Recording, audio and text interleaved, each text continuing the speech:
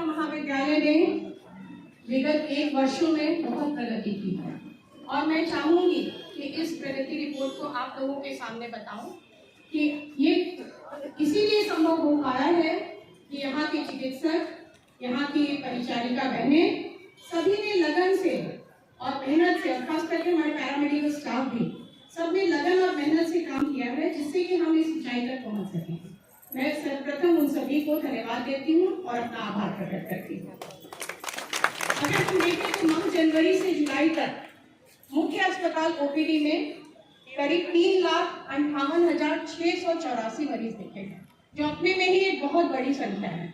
इसके अलावा अलग से सुपर स्पेशलिटी ओपी में 51,340 मरीज देखे गए।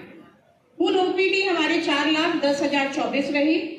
आईपीडी में भी हमने 29,110 मरीज भर्ती किए और ऑपरेशन भी काफी हुए दोनों जगह, हमारे अस्पताल के ओटी में और हमारे सुपर स्पेशलिटी के ओटी में भी, जिसमें मुख्य अस्पताल में 4,908 ऑपरेशन में और सुपर स्पेशलिटी में मेजर ऑपरेशन 432 में।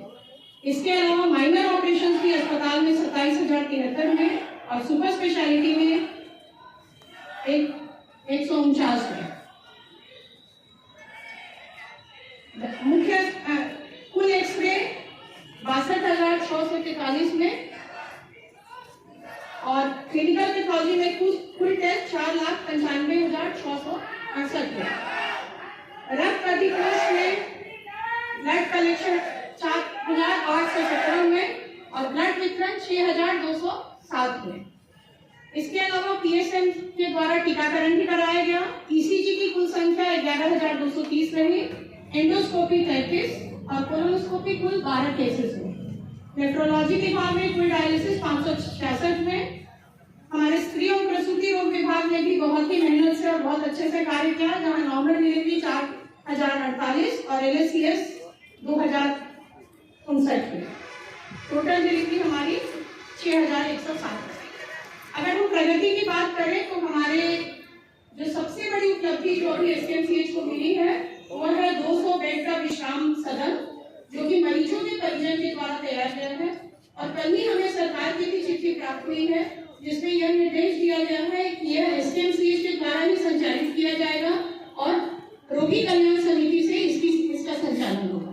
ये हमारे लिए बहुत बड़ी उपलब्धि है कि अब हम अपने रोगियों को कम दरों पर एक अच्छी जगह दे सकेंगे और खास करके अगर हमारे किसी स्टाफ का मरीज है या कोई है तो हम उसके परिजन को भी एक अच्छी जगह और एक सुरक्षित जगह दे सकेंगे।